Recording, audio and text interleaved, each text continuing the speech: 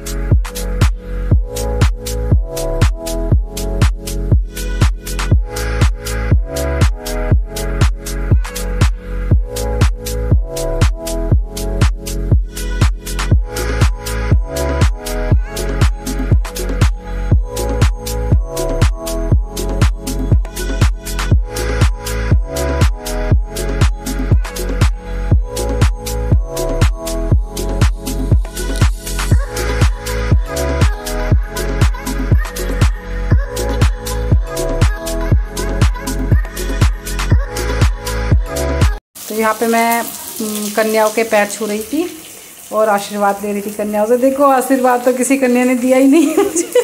मैं सबके पैर धुल रही थी और पैर छू रही थी, तो किसी ने आशीर्वाद ही नहीं दिए भाई। चलो कोई नहीं, बच्चे हैं, ये तो माता रानी का रूप है, कोई बात नहीं जी, नहीं दिया तो। पर ये देखो कितने अच्छे अच्छे बच्चे हैं ये कन्याएं माता। और भैरव बाबा जी भी थे इसमें 2। तो यहाँ पर मैंने पैर छुए और इनको पैसे दिए, चुनरी बांधी, और इनके हाथ में जो वहाँ से वो मिलते हैं कलावे रेड कलर के, तो वे भी बांधे थे हाथों में। तो देखो जी, ये तो मेरा हो गया आज बहुत बड़ा बोझ उतर गया सिर पे से। नहीं तो बस जब से आई थी मैं तो यही था कि हाँ कन्या भी नौतनी है, अभी कन्या को भी खाना खिलाना है। तो यहाँ पे हमारा हो गया ये, और मैंने यहाँ पे सारा कुछ करने के बाद कंप्लीट। तो जी ये रह गए थे हमारे भैरव बाबा जी, इनके पैर भी छू लिए। तो देखो सभी काम निपट गया है बहुत अच्छे से। माता रानी के दर्शन भी बहुत अच्छे से हो गए और कन्या को खाना भी बहुत अच्छे से खिला दिया। अब सबको विदा करने में भी कोई कसर नहीं रही जी, सबको विदा भी बहुत अच्छे से कर दिया। तो अब अपने घर की तरफ चलते हैं, काम की तरफ। तो यहाँ पे मैं निकाल रही थी दूध। ये मेरी देवरानी की भैंस, क्योंकि वो अपने घर पे गई हुई है, तो मैं दूध निकालने लग गई थी इसका। और आज मुझे एक काम और बढ़ गया कि जो मेरी नई वाली भैंस थी उसका दूध भी मुझे ही निकालना पड़ गया, क्योंकि वो बहुत परेशान कर रही, मम्मी के हाथों से निकल नहीं रहा दूध उसका। तो मैं ही निकाल रही थी। मैं चलो कोशिश करते हैं। तो कोशिश करने में तो कुछ जा ही नहीं रहा जी, कोशिश करते हैं, क्योंकि वो क्या उसका दूध जल्दी से निकल नहीं दिया, बहुत मुश्किल पड़ रहा है निकलना। तो वैसे तो चेंज करने को कहते, पर फिर चेंज नहीं करी पापा जी ने।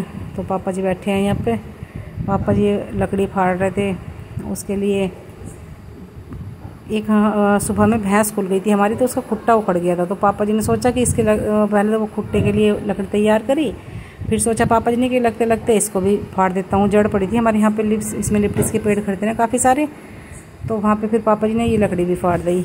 तो जी यहाँ पे बैठे थे हम सब, बात कर रहे थे बैठे हुए। आरब के डैडी अंश वो जा रहे हैं उधर, तो हम सब बैठे हुए बातें कर रहे थे शाम के टाइम। तो जी मैं फिर बीच में, ये देखो पापा जी लकड़ी फाड़ते फाड़ते थक चुके हैं फिर थोड़ी देर के लिए पापा जी भी बैठ गए थे। फिर मैं मावा निकालने लग गई थी, जो लकड़ी फाड़ी थी पापा जी ने, उसमें ही मैंने आग जला के यहीं पे मैंने सोचा कि अब क्या जाऊँ, सब बैठे थे यहीं पे, मेरा मन भी यहीं पे लग रहा था। मैंने इधर से चूल्हा उठाया और मैंने यहीं पे रख लिया। सबने मुझे मना भी किया, पर आज मैंने किसी की सुनी ही नहीं। आज तो मैंने बोल दिया नहीं, आज तो मैं यहीं पे बैठ के सबके बीच में ही निकाल लूँगी मावा। तो मैं यहाँ बैठ के मावा निकालने लग गई। पापा जी भी थे, अंश, आरब, आनिया सब थे, मम्मी।